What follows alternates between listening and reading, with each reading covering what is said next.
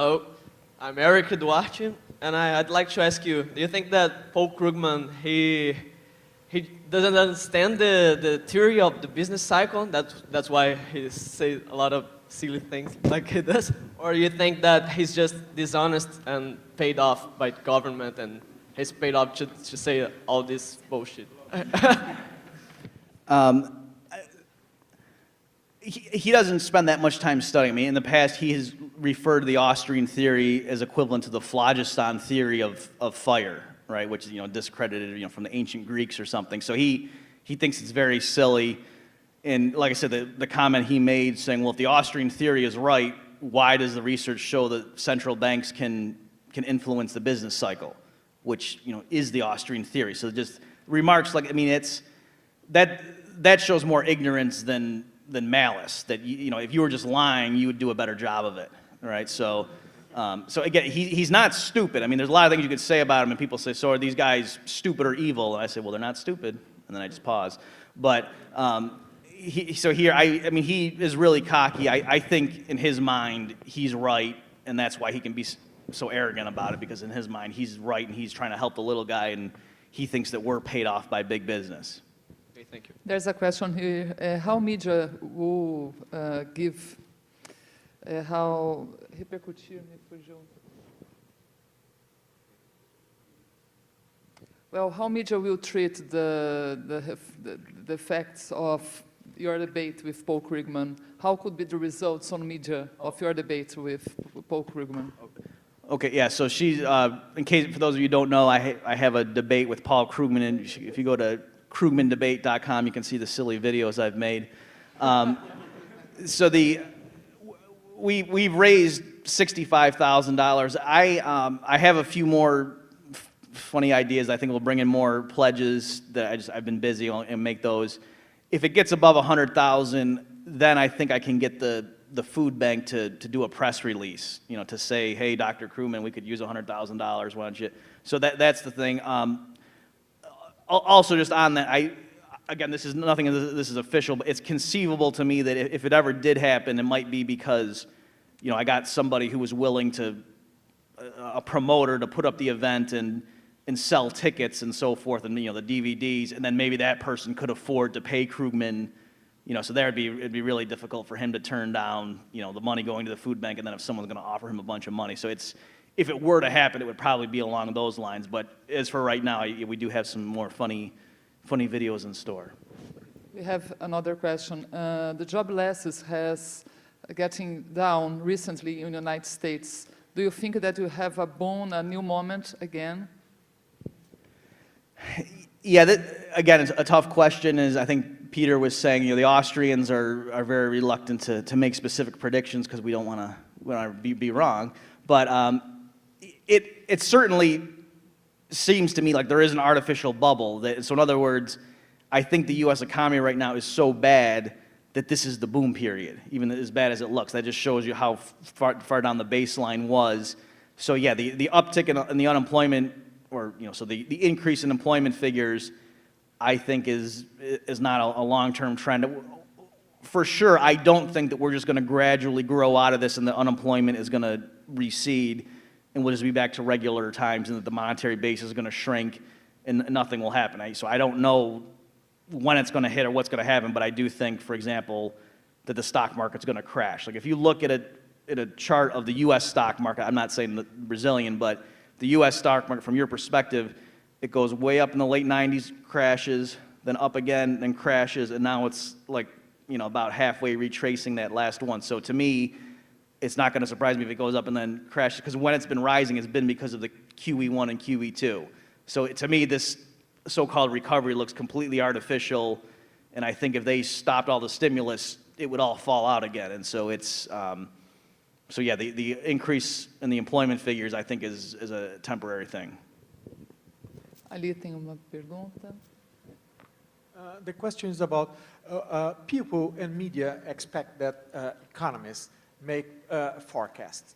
As the economic school can't do this, do you think that this is something that will make that never made the Austrian school something that will be the mainstream because it's not our business to make the forecast. Then we will not be in the newspaper. Well, and again, that's partly what I was doing with this presentation is, I'm of the various people associated with the Mises Institute in the United States, I deal with the empirical data a lot more. And so it's like Peter Schiff, for example. I mean, we all love the fact that you can go, Peter Schiff was right and see him calling the housing bubble and, all those other people looking wrong. And so it's good that he did that, and it gives credibility to the Austrian school, the fact that we were against the Obama stimulus package, and then look what happened. And so these things look good. So, does that mean the Austrians should therefore be building quantitative models and saying we think in third quarter 2013 this is going to happen?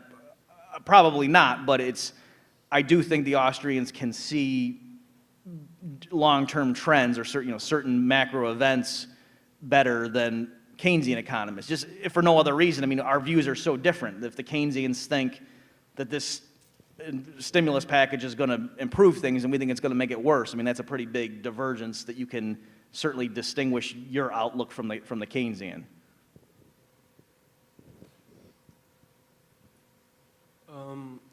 I just want to understand something that you said a little bit better. You said that instead of having after the housing bubble, instead of letting the government have the stimulus, you should let the free market rearrange itself by himself. And how does that work? How does that process work?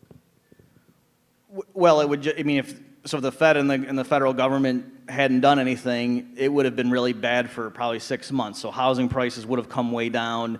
There would have been outright price deflation. That CPI probably would have dropped maybe even 10%.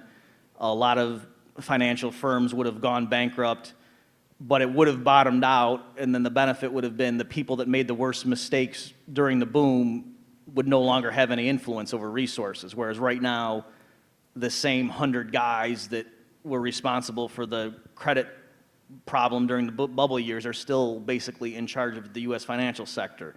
So, they didn't learn anything, and it's the same people running the show.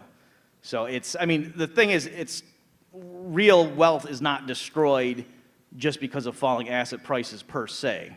And so it's just a rearrangement of the ownership of the stuff.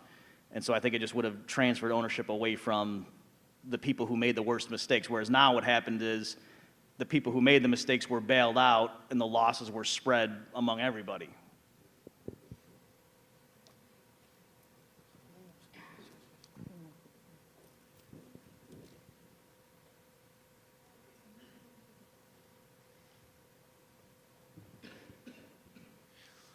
Hi. Talking a little bit about the United States crisis that you were talking about, given the fact that we live in a kind of a Keynesian era, and given the fact that the college students are like studying the status quo of the government and everything,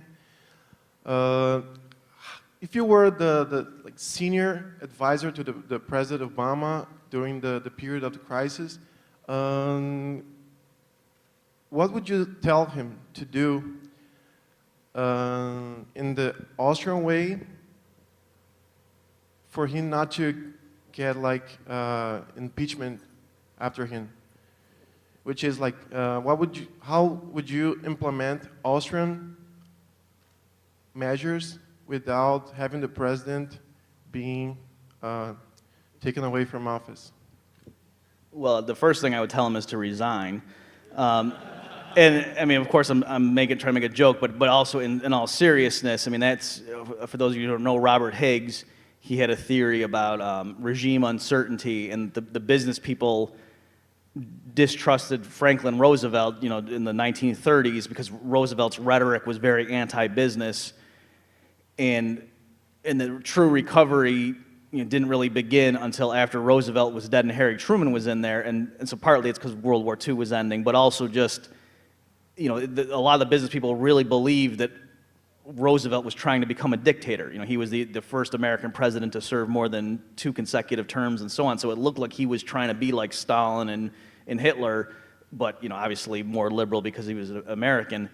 And so a lot of the business people didn't trust him. And so that, Robert Higgs says, one of the necessary preconditions for genuine recovery was to get Roosevelt couldn't be in charge. And I think it's the same thing in the United States. I'm not kidding, that with Obama in charge there, I mean, a lot of it is even unfair. A lot of the crazy rhetoric from people on the radio against Obama, it's not even fair. But the point is, certain people literally think he is from the devil, like literally, like they believe that religiously. And so, I mean, it would be hard to get people to go back to normal with that sort of mentality. So the more serious answer to your question, I mean, I don't know whether it would be politically feasible. I think it would be, actually. In the United States, I mean, people are talking about austerity. There's what's called the Tea Party. I'm sure a lot of you are familiar with that. So Americans are a lot more serious now about strict measures, and I think if somebody really did sit, like Rand Paul, for example, is saying, look, we have to cut spending $500 billion this year. And it's not, that would have been considered insane if he said that a year ago, but now a lot of people are saying, yeah, that sounds good, because it doesn't even eliminate our deficit. So, I mean, just massive budget cuts, and then I would tell the Federal Reserve, link the dollar back to gold and start, like as assets mature, don't keep rolling them over, don't keep buying more treasuries, either let the base shrink, or if you want, start stockpiling gold, so that investors believe the peg to gold, that you can back it up.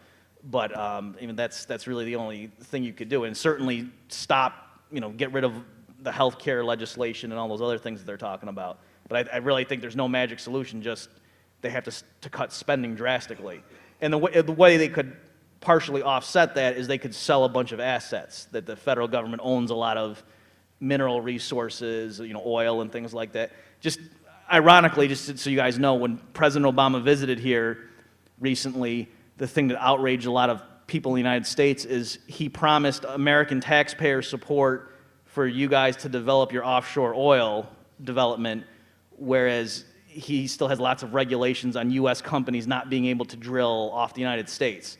And so it's like U.S. taxpayers are paying the Brazilian government to help you develop your oil, but we can't, develop ours and we have to import it. So it's things like that.